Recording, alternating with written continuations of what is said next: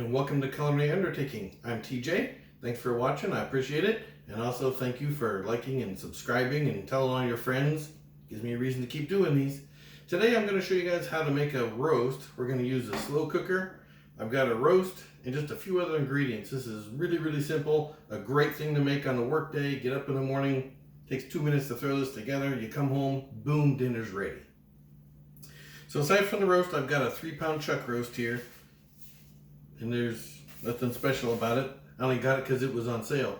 Now this will work with any beef roast. So if you pick up like sirloin roast or an eye round roast or whatever your store has, whatever you like or whatever's on sale, whatever looks good, whatever you're going to use. Now I wouldn't really waste like a tenderloin or a rib roast on this because those are too good to use for this. But anyways, any beef roast is going to work. And essentially we're just going to put it in our slow cooker. We're going to pour a bottle of wine on it. I got a couple of veggies to throw in here with it, and that's it. So a lot of the flavor we're going to get is going to actually come from the wine. So we don't need a lot of spices, we don't need a lot of add-ins, we don't need a lot of that stuff. So I'm going to take my meat and we're just going to salt and pepper both sides, put it in the crock pot. So that's simple enough. And I don't count these as ingredients, everybody's got salt and pepper.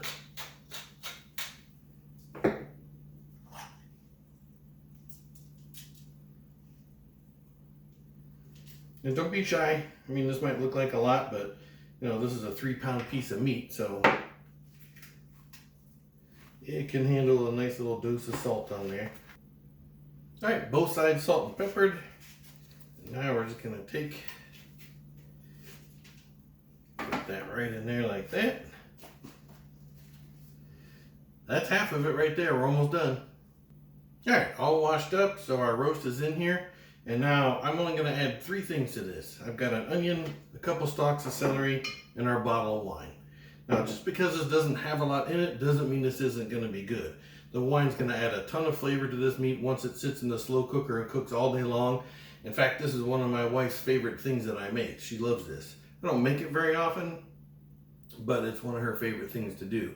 So now this next part depends on how much time you have. So if you're in a rush and it's time to go to work, grab these. Cut them in half, throw them in there, cut the onion in half, throw it in there, pour the wine in, boom, off you go.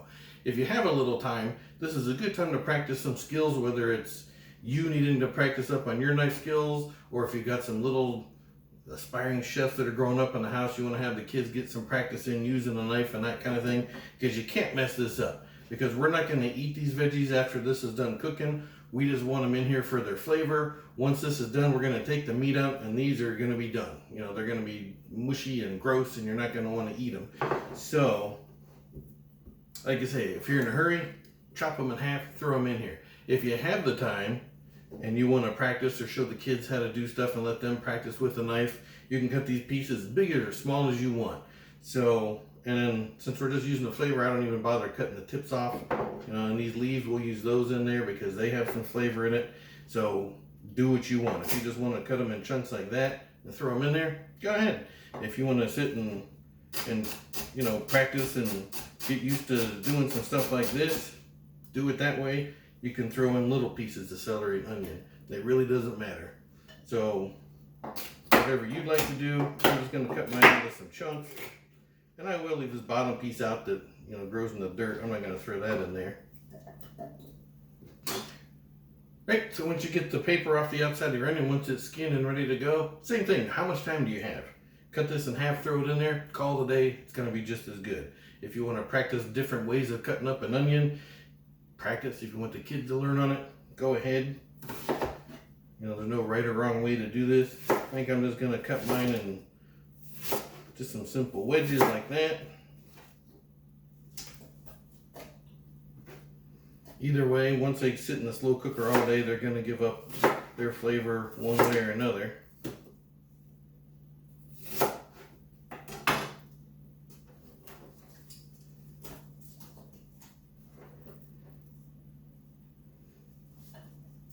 So there we go. We've got some onions, we've got some celery, we've got some salt and pepper on our meat. That's it. All right, all that onion juice off my hand. Now when it comes to the wine, as long as it's red, it doesn't matter. use what you have at home, use what your favorite is, go to the store. I'm not a big wine drinker. I have it now and again, but I'm by far any kind of wine connoisseur or anything like that. So I usually will pick up a bottle. Don't get the good stuff. You know, this has the veggies, the salt and pepper, and the meat. You're not going to drink this afterwards. So I usually pick up something between, I spend $5 or $10 on a bottle. And sadly, I mostly just go by the picture. If it's got a cool label on the front, that works for me for this particular container, or for this particular dish here. So don't get fancy, just a red wine. Any red wine. In fact, this is a blended one, and it's just called Big Bold Red. I'm not going to show you the label because it doesn't matter.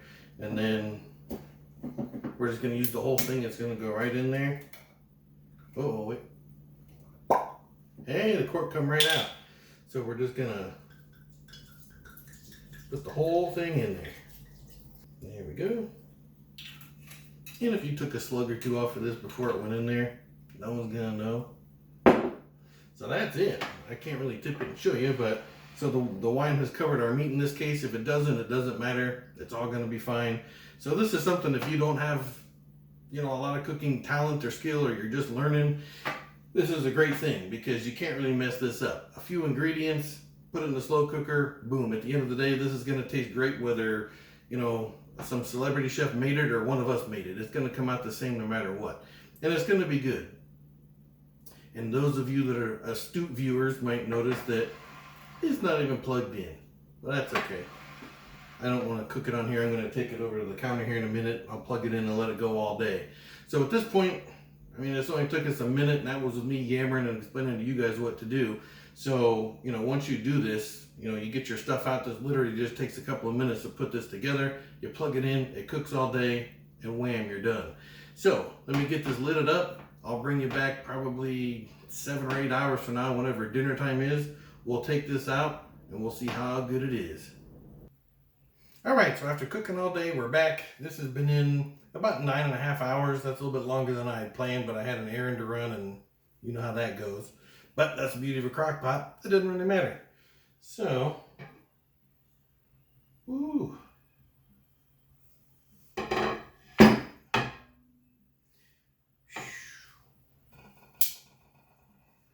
So our celery and our onions, they've given up everything they've got to give. So we don't even care about them. Let's see. Can I get this out in one piece?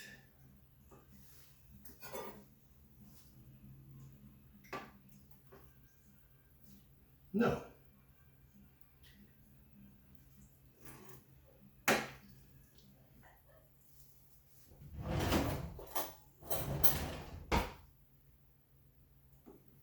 So it's very tender. I can't hardly keep this thing together.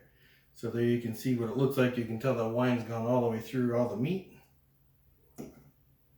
Gonna do a little sample here real quick.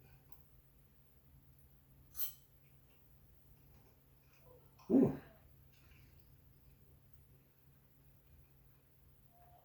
Very tender, very flavorful.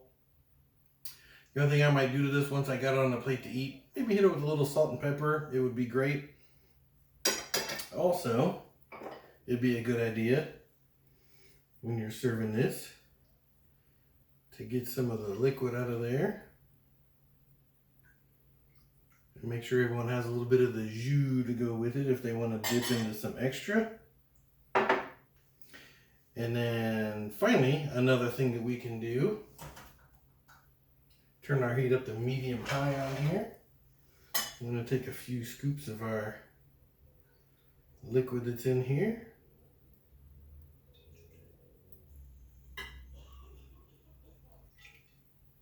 You got a couple of the little pieces of onion. I think I'm going to fish those out of there. They don't need to be in here. But there's some of our liquid. A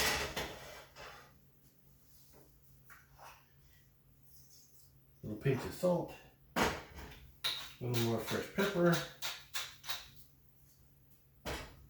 Then I'm just going to let that go for a few minutes on high heat. We're going to reduce that into a nice little sauce that we'll use. I'll probably put it in another container and use it just for dipping instead of pouring it over the whole thing. Alright, so that took about 7 minutes. And you saw I had like 3 ladles full, and I reduced that down to a couple tablespoons.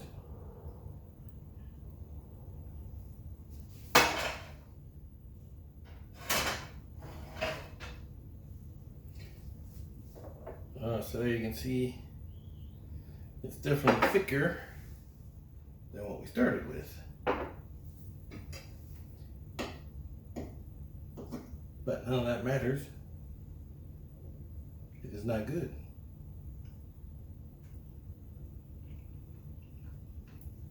Ooh. Now that's tasty. So there you go. A quick, easy red wine beef roast. Any beef you want to use to put in there and cook it with a little red wine, and you're good to go. So I hope you give it a try. Let me know what you think. Thanks for watching. If you liked it, give me a thumbs up. I appreciate it. And we'll see you on the next one.